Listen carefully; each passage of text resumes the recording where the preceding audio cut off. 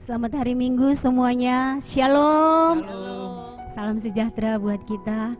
Kita bersyukur buat hari ini kita boleh kembali datang menghadap hadirat Tuhan. Saya percaya setiap umat Tuhan pagi hari ini siap menerima berkat dari Tuhan. Siap menerima sukacita damai sejahtera dari Tuhan. Untuk itu mari kita berikan hati kita. Kita mau sembah, kita mau muliakan Dia. Dia pemilik hidup kita yang memelihara hidup kita sampai hari ini. Untuk itu mari hormati kehadirannya.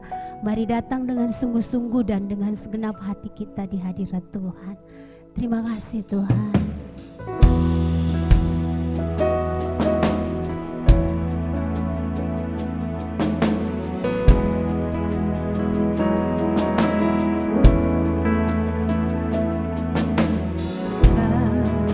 Pencipta hidupku, memelihara jiwaku, Kau layak terima segala pujian, ku naikkan syukurku. Kau pemilik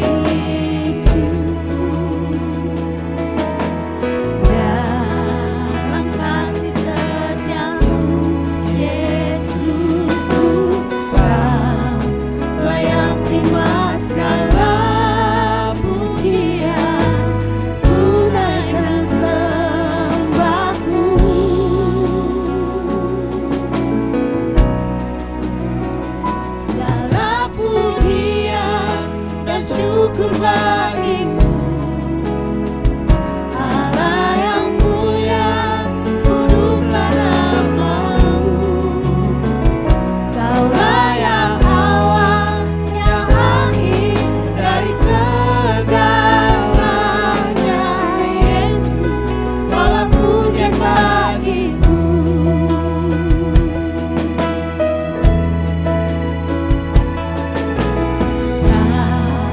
Pencipta hidupku,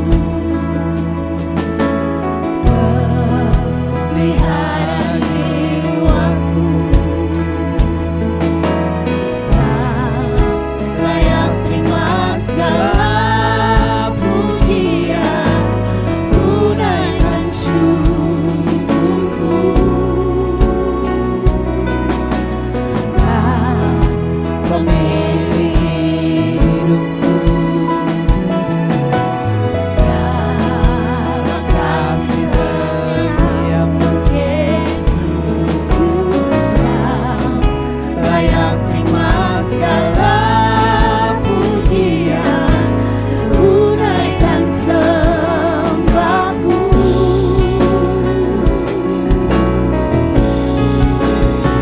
segala pujian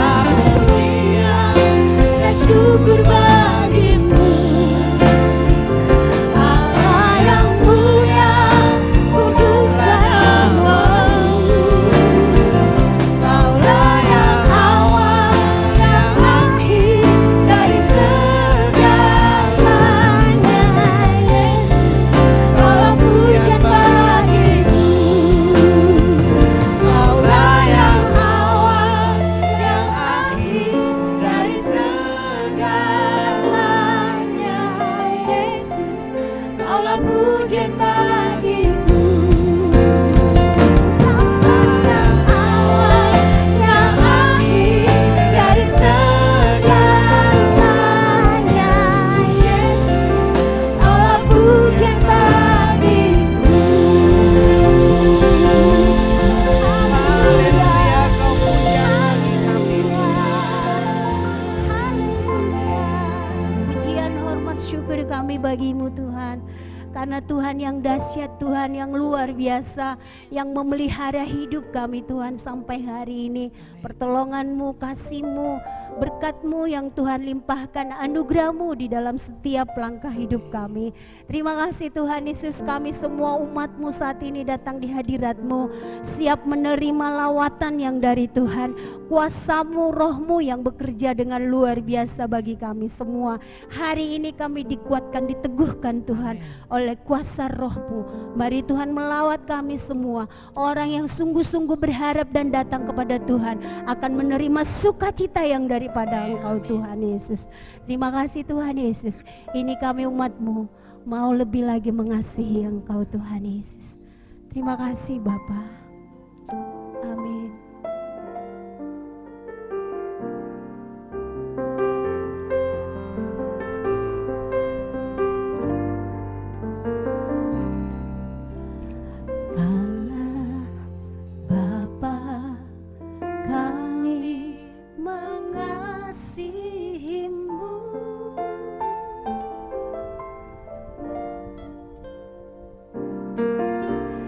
Yesus Kristus, Tuhan yang kudus, kami yang ada di sini masuk hadirat-Mu yang suci, berhiaskan kekudusan dan jubah pujian. Kami datang melayani Sang Raja yang maha suci, yang telah bertahta di surga. Yesus Kristus namanya. Mari nyanyikan Hosana. Amin. Hosana,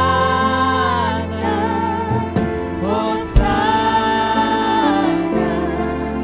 di tempat yang tinggi.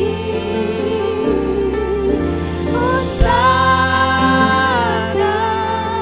Hosana di hati yang suci. Lebih sungguh-sungguh lagi nyanyikan pujian ini bagi Tuhan kita. Allah Bapa, kami mengasihi-Mu.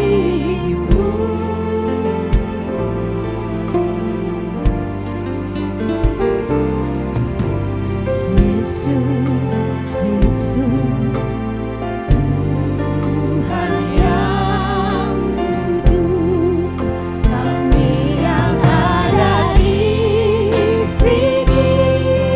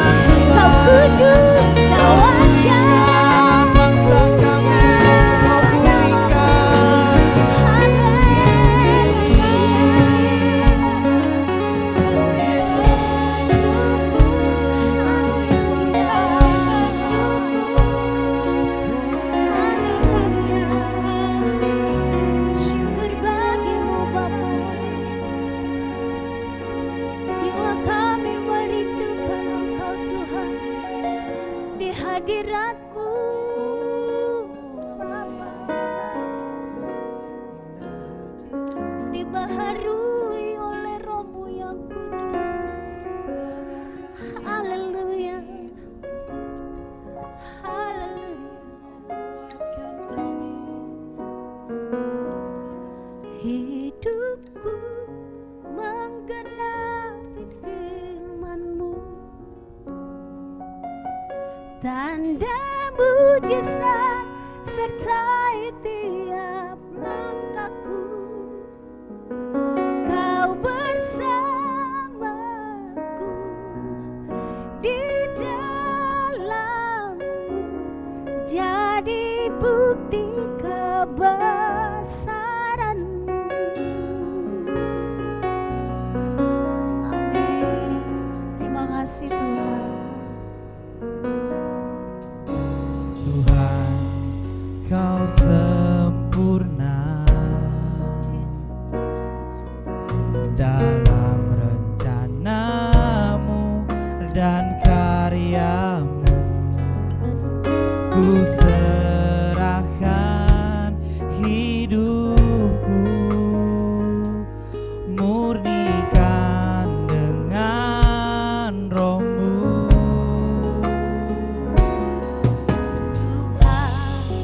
Kau sempurna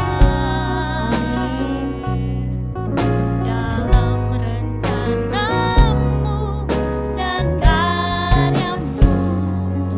Ku serahkan hidupku, murnikan dengan Roh-Mu. Hidupku mengenapi firman-Mu, tanda mujizat sertai tiap langkahku. Kau bersamaku di dalamku, jadi bukti kebesaran-Mu.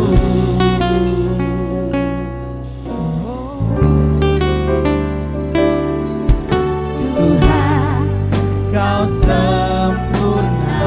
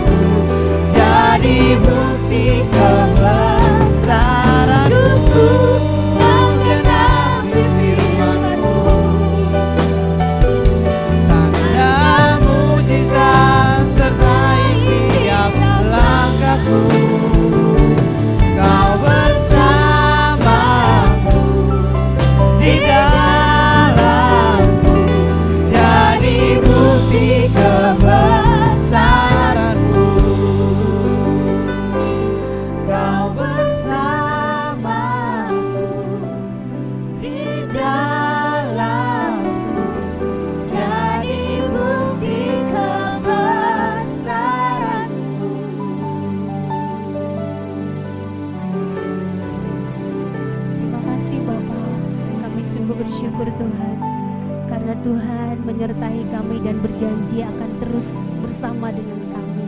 Terima kasih Tuhan Yesus. Biarlah hari ini Bapa, kami semua boleh menjadi saksi-Mu yang menggenapi firman-Mu Tuhan di dalam hidup kami Bapa. Tolong kami semua, tolong kami umat-Mu Tuhan. Tanpa pertolongan Tuhan, kami tidak mampu Bapa. Untuk itu pegang tangan kami, tuntun dan bimbing kami Tuhan. Hari ini hati kami siap mendengarkan firman-Mu. Berfirmanlah bagi kami Tuhan, terangi hati pikiran kami, biar kami mampu mengerti, memahami dan melakukan firman-Mu Tuhan. Dalam menjalani hari-hari kami dikuatkan oleh kuasa firman-Mu. Pakai hamba-Mu Tuhan yang memberitakannya, diurapi oleh kuasa Roh Kudus-Mu Bapa. Terpujilah nama Tuhan, kami umat-Mu siap mendengarkan firman-Mu. Di dalam nama Yesus kami berdoa. Amin. Amin.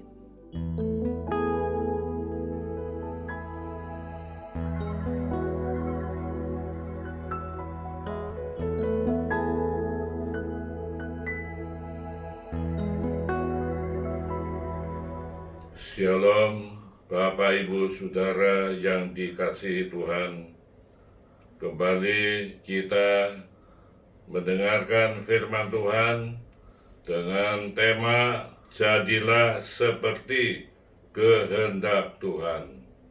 Di dalam Matius 26 ayat 39, maka ia, yaitu Yesus, maju sedikit, lalu sujud dan berdoa, katanya, "Ya Bapakku, jikalau sekiranya mungkin, biarlah cawan ini lalu daripadaku, tetapi janganlah seperti yang ku kehendaki, melainkan seperti yang Engkau kehendaki." Yesus adalah Allah yang menjadi manusia, dan dalam keadaan manusia, maka dia akan mengorbankan hidupnya, tubuhnya, untuk menebus dosa dunia. Manusia yang sudah jatuh dalam dosa akan binasa dalam neraka api yang kekal.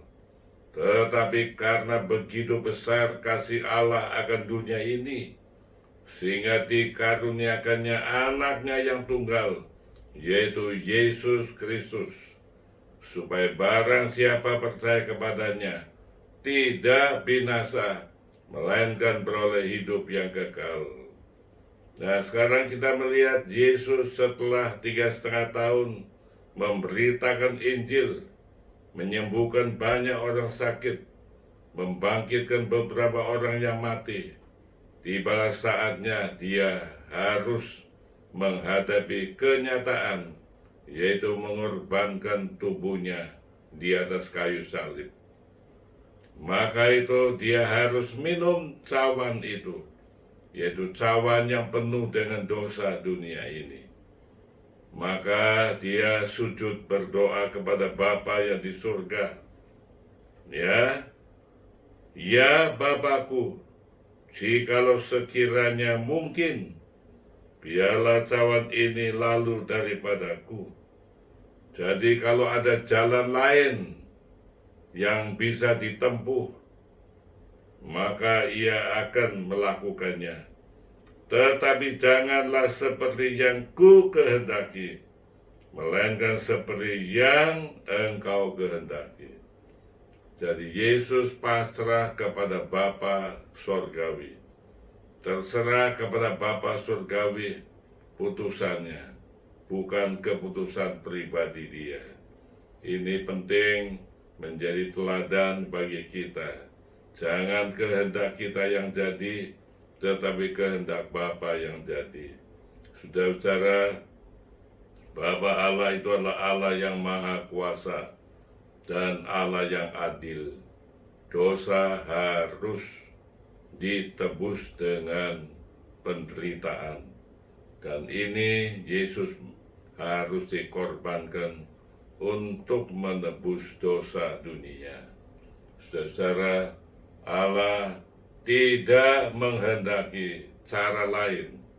Hanya satu cara, Yesus harus pikul salib dan menderita sengsara di kayu salib. Maka Yesus pun siap melaksanakan kehendak Bapa di surga. Demikian juga kita semua. Biarlah dalam hidup kita ini, kita harus berdoa kepada Tuhan, supaya kehendak Tuhan yang jadi. Kita lihat, penduduk Niniwe harus dihukum oleh Tuhan Allah. Harus dibinasakan. Tetapi untuk itu Allah ingin memberitahukan firman kepada mereka. Maka itu Allah menyuruh Yunus memberitakan kabar tentang hal ini. Dan Yunus harus pergi ke Niniwe memberitakan kabar ini. Namun dalam hati Yunus, kalau aku memberitakan berita ini, lalu bangsa Niniwe bertobat, pasti Tuhan mengampuni, tidak jadi menghukumnya. Aku ingin Niniwe harus dibinasakan. Karena itu dia menolak perintah Tuhan. Dia lari meninggalkan tugas dan pergi ke Tarsis. Allah mengejar dia, tetap mengejar dia. Dia tidak mau taat kepada perintah Tuhan. Dia menyimpang dari kehendak Tuhan. Maka kapal yang ditumpangi itu ditimpa oleh angin ribut, sampai akhirnya Yunus dilempar ke laut dan kehendak Tuhan. Maka Yunus ditelan oleh ikan raya. Nah, di dalam ikan raya itu Yunus bertobat dan minta ampun kepada Tuhan, karena dia melaksanakan tugas bukan tugas dari Tuhan, tetapi kehendak pribadinya. Tuhan mau supaya Yunus taat kepada kehendak Tuhan, dan dia berjanji akan taat kepada perintah Tuhan. Maka ikan diperintahkan oleh Allah untuk memuntahkan Yunus ke darat, dan Yunus kemudian pergi ke Niniwe dan memberitakan kabar tentang hal itu, dan penduduk Niniwe beserta rajanya bertobat, dan Allah tidak menghukum bangsa ini, menyelamatkan bangsa ini. Jelas Yunus melakukan tindakan menurut kehendak diri sendiri, karena itu Allah menghukum dia, ditelan oleh ikan raya. Nah, saudara kekasih dalam Tuhan, di sinilah kita melihat ya sahutnya kepada mereka. Angkatlah aku, campakkanlah aku ke dalam laut, maka laut akan menjadi reda dan tidak menyerang kamu lagi. Sebab aku tahu bahwa karena akulah badai besar ini menyerang kamu. Maka atas penentuan Tuhan datanglah seekor ikan besar yang menelan Yunus, dan Yunus tinggal di dalam perut ikan itu 3 hari 3 malam lamanya. Berbeda dengan Yesus. Yesus mengatakan, bukan kehendakku yang jadi, tetapi kehendak Bapa yang jadi. Tetapi Yunus, kehendakku yang jadi, menyimpang dari perintah Tuhan, maka dia ditelan oleh ikan raya. Tetapi kemudian dia bertobat. Nah, saudara kekasih dalam Tuhan, di dalam firman Tuhan Efesus pasal 5 ayat 17 pun dikatakan, sebab itu janganlah kamu bodoh, tetapi usahakanlah supaya kamu mengerti kehendak Tuhan. Dalam segala sesuatu kita harus tunduk kepada kehendak Tuhan. Kalau Tuhan mengizinkan saudara dicobai kita harus siap menghadapi pencobaan itu, dan pasti Tuhan memberikan kekuatan kepada kita. Di dalam Kolose 1 ayat 9 dikatakan, sebab itu sejak waktu kami mendengarnya, kami tiada berhenti-henti berdoa untuk kamu. Kami meminta supaya kamu menerima segala hikmat dan pengertian yang benar untuk mengetahui kehendak Tuhan dengan sempurna. Perjalanan iman kita harus selalu cari kehendak Tuhan yang jadi. Paulus dan Silas memberitakan Injil menggebu-gebu, ingin memberitakan Injil ke daerah Asia. Tetapi Roh Kudus melarang dia pergi ke daerah Asia. Maka dia membatalkan rencana itu dan dia pergi ke daerah yang dikehendaki Tuhan. Saudara-saudara kekasih dalam Tuhan, marilah kita belajar taat kepada Tuhan. Kalau Tuhan mengizinkan saudara masuk dalam suatu pencobaan, Tuhan tidak akan mencobai lebih dari kekuatan saudara. Terimalah itu pencobaan dengan sukacita dan minta kekuatan dari Tuhan untuk jalan keluar dari pencobaan itu. Pasti Tuhan memberikan kekuatan kepada kita semuanya. Nah, di dalam segala perkara kita harus taat kepada kehendak Tuhan. Apa yang Tuhan izinkan, biarlah kita terima semuanya dengan ucapan syukur kepada Tuhan. Saudara ingat bagaimana Ayub juga menghadapi pencobaan yang berat. Dia tetap setia kepada Tuhan, dan Tuhan melepaskan Ayub dari pencobaan itu, sehingga dia menjadi orang yang kuat imannya di hadapan Tuhan. Sekali lagi saya katakan, apabila saudara sekarang ini sedang menghadapi kesulitan apapun, terimalah dengan ucapan syukur kepada Tuhan. Mintalah Tuhan, mintalah hikmat dari Tuhan untuk menentukan kehendak Tuhan. Terima kasih kepada Tuhan adanya. Amin. Mari kita tunduk dan berdoa kepada Tuhan. Bapa yang maha baik, pengasih dan penyayang, syukur kami ucapkan kepada Tuhan. Yesus tatkala di bumi ini, dia melakukan kehendak Bapa di surga. Bahkan saat-saat menjelang dia disalibkan, dia berdoa, kalau kehendak Tuhanlah yang jadi, bukan kehendak dirinya. Kita patut ya Tuhan belajar dari firman Tuhan ini.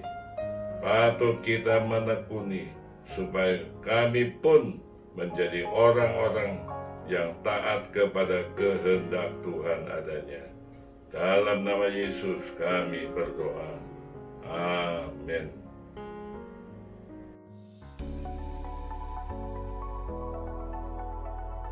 Shalom saudaraku, dalam rangka Jubilium 50 tahun Sinode Gereja Bethel Indonesia, pada tanggal 5 Oktober yang akan datang, kita akan mengadakan 5G Conference dari jam 1 siang sampai jam 6 sore yang bisa diikuti oleh para hamba Tuhan, para pengurus jemaat, dan juga generasi muda. Para hamba-hamba Tuhan yang diurapi akan menyampaikan di dalam sesi umum dan juga di dalam workshop hal-hal yang sangat berguna bagi kita sekalian, dan ini terbuka untuk denominasi apapun juga. Daftarkan diri saudara sekarang di link berikut ini, dan tanggal 6-nya jam 7 sampai 9 malam kita akan mengadakan celebration melalui YouTube, yaitu merayakan hari ulang tahun Gereja Bethel Indonesia yang ke-50.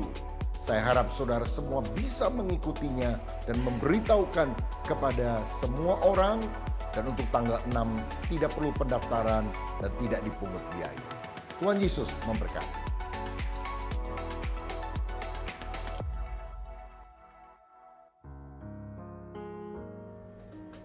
Mari kita mengangkat kedua tangan kita ini.